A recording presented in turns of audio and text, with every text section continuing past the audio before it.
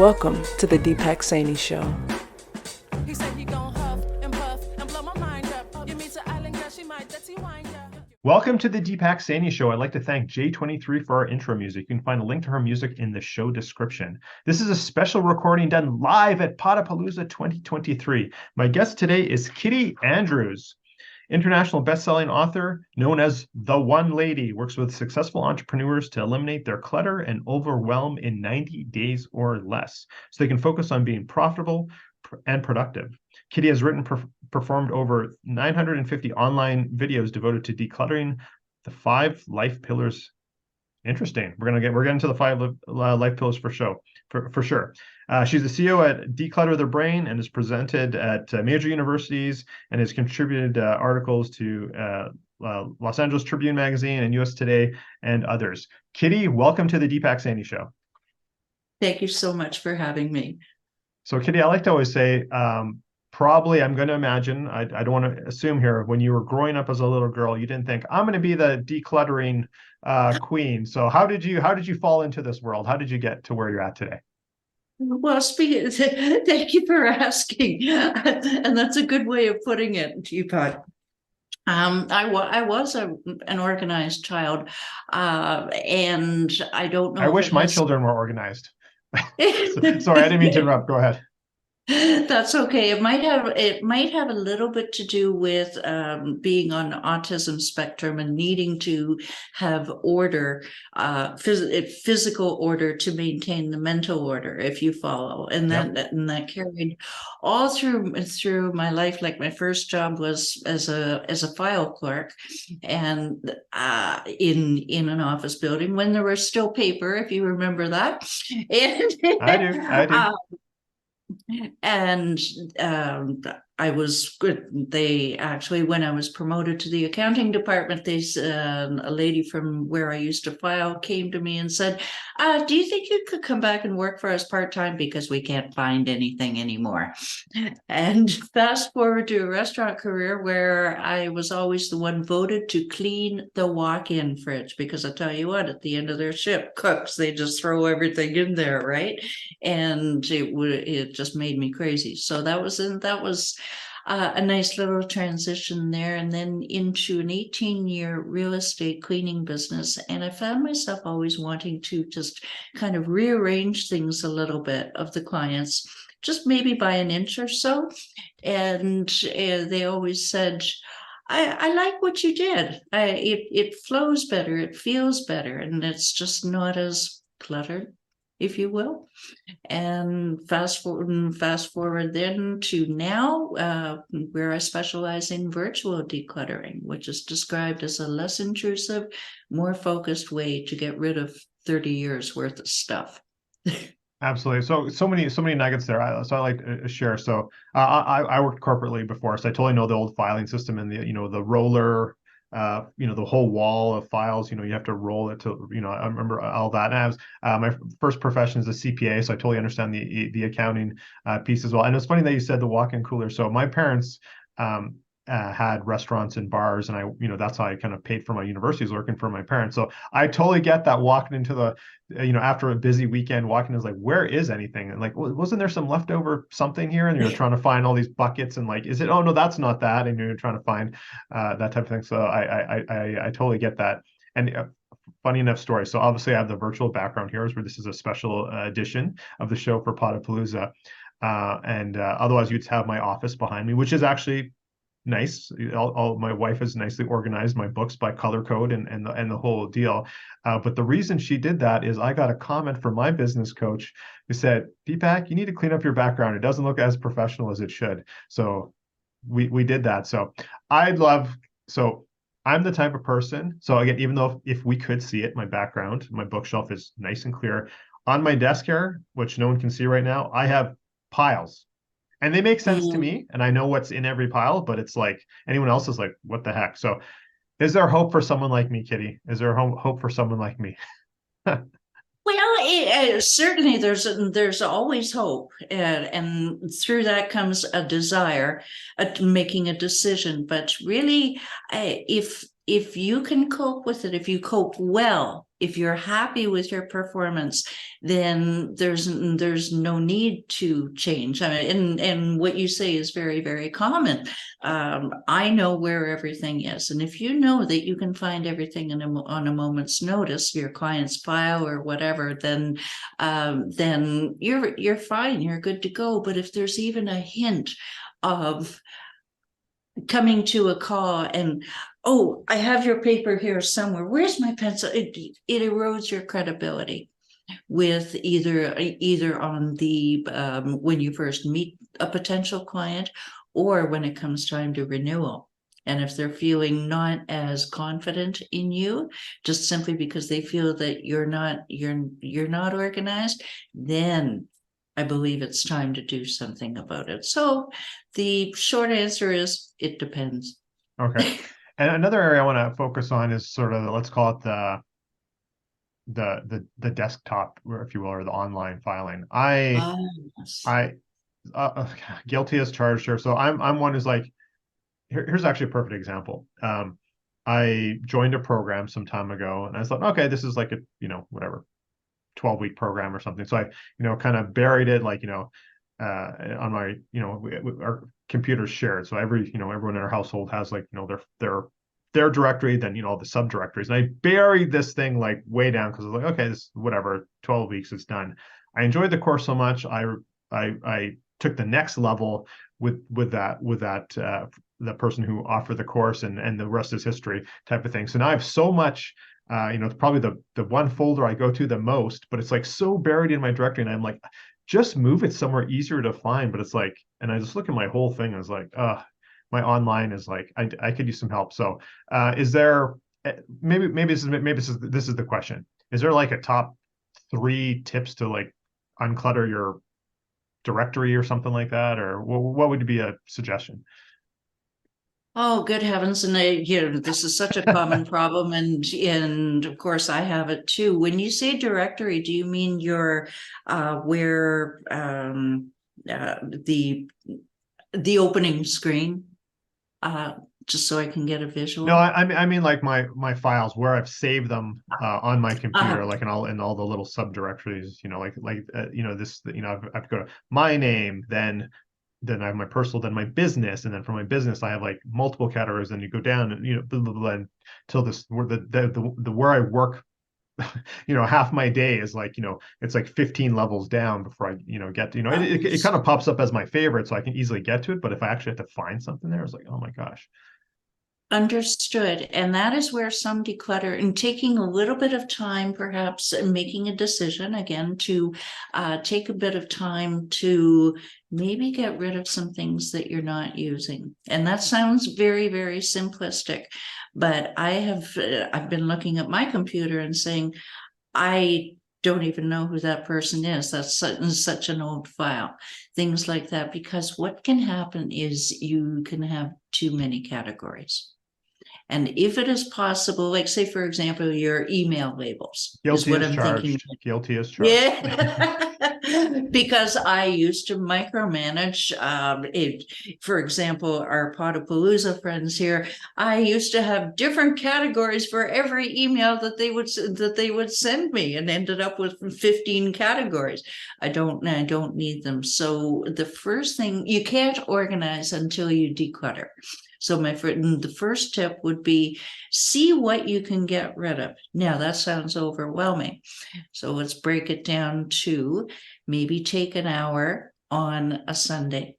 And that's my favorite time to do it. Take an hour on a Sunday and say, okay, I'm going to go through this carefully and just focus on it and see what I can get rid of. And then if I only get rid of one thing, that's why they call me the one lady. I use one a lot. Oh, that's where that comes from. Got it. Yes, and there's actually a whole thing to that. But if we just narrow it down to, okay, what is one category that I can get rid of, rather than trying to get and rip and tear and get a whole bunch done, maybe one category per day. Or one per week or whatever, but just making that decision to hyper focus, if you will, on on doing that for that hour and one category, whether that be Potapalooza or your accountant's emails from your accountant or whatever. If you can just I think my problem is I'm doing one thing per decade. I think I need to move. I think I need to move it up to maybe one per week or one per month or something.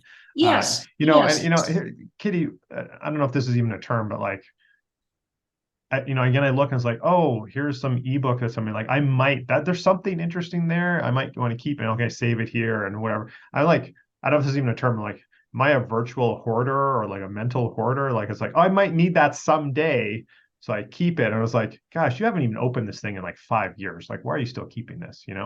It's less so in a physical space, but in that sort of like digital space, I'm like, it's just stored. Like, it's not taking up like physical space. So Well, it's out of sight, out of mind.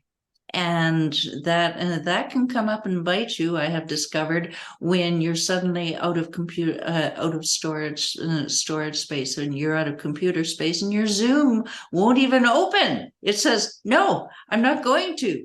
And then you think, "Okay, well, yeah, I'd better have a look at what is taking things up." Oh, that download from 5 years ago that you might need someday. Probably not. Have a quick look at it and you can probably turf it. yeah, you're right.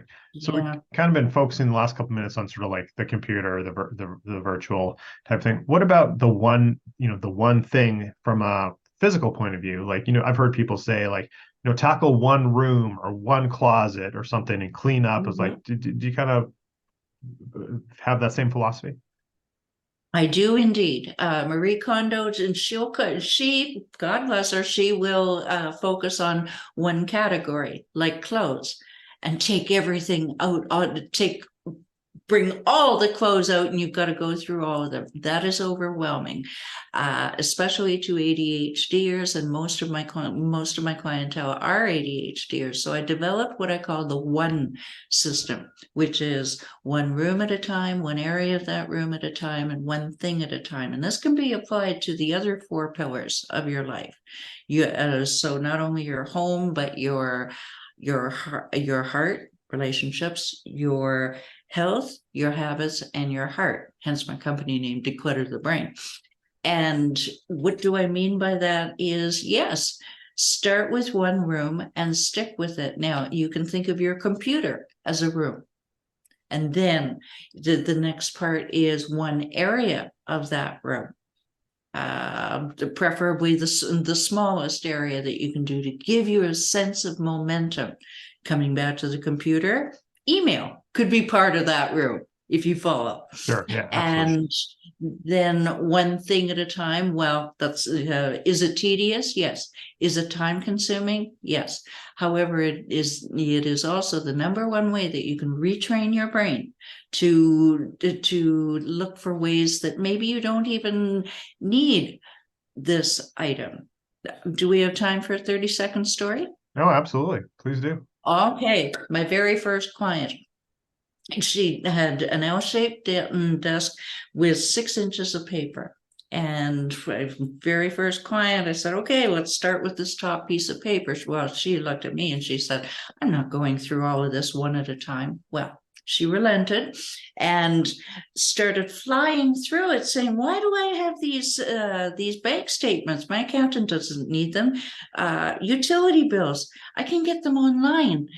The kicker was, we threw away about 8 trade magazines because they were out of date. She hadn't gotten to them and they were kind of pricey. Apparently, next time she was in the store, she said, Kitti, my arm reached for that magazine. And then, wait a minute now, I just threw away about $60 worth of these. Maybe I'll get it every 2 months. You see, by doing things slowly and going through them, then you're almost saying to the universe, okay, how can I reduce the clutter coming in, because I never want to do this again. Yeah. And 95% of my clients remain clutter free after 3 years. So that's saying something. Awesome. So home was one. Can we just go over the 5 really quick? So home, declutter your home, declutter your health. Was that one? Health, yes. Heart. Heart, yes. So heart was relationships. Is that Yes. okay? I'm going yes. to come back to that one. Heart, brain, Okay. and then Mhm. what was the fifth one? Habits. Habits. Okay. So going back to the heart or your relationships, maybe correct me if I'm misunderstanding, but is it like work on one relationship at a time, improvement or whatever? Is like, what do you mean by that? Yes, one relationship at a time. The idea being to, oh, you've put me on the spot here. The idea being to examine it and say, okay, is this working for me? Perhaps it's a 25-year marriage, but people come to me with physical clutter, and after about 3 weeks, they start to see their eyes are open to other things that they've never noticed. Like one client who said, my husband said something to me that I'm not really sure I liked, and it wasn't too bad. She told me what it was. And I said, is this new? And she thought about it and she said, no, he's been saying that kind of stuff since for 25 years of our marriage. I just never noticed it. So for her eyes were opened and she was able to identify things that may have been kind of subconsciously bothering her and address that with her husband and come to a conclusion. I've been credited with saving 3 marriages and ending an abusive one. And amazing.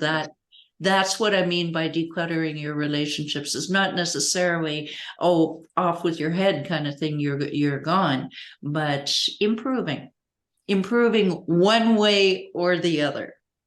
Absolutely. Cool. Okay, so let's we're not gonna have time in this short session here to get through all, but the brain. What do you mean when you're like the one thing on the brain? Like what's your definition of that?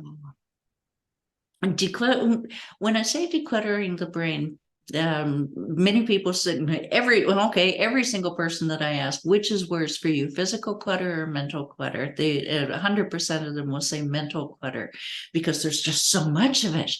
And if you narrow that, how you can use the one system for that, Deepak, is to just really say to yourself, okay, the multitasking, of course, is a myth.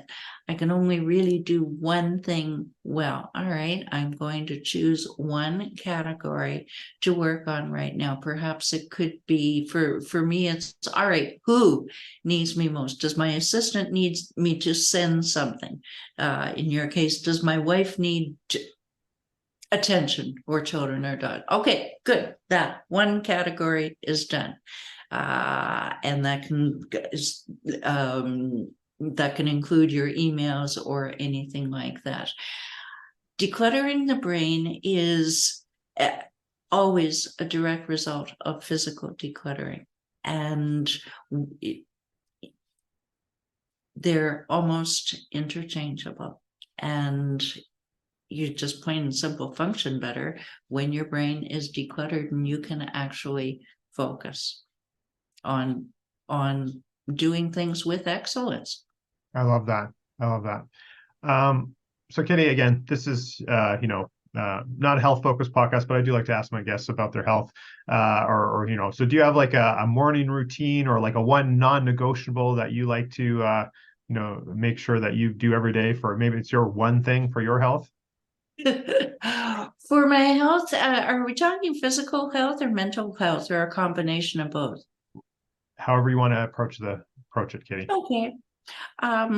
My one thing is getting up early, 5 in the morning, my time, and using my mental energy, of course, when it's peak, to do work, and then on the computer, and then having a nutritious breakfast. Always a nutritious breakfast. I don't even know what sugar pops looks like, but having breakfast and sticking to that routine almost to the minute through the ensuing 3 or 4 hours.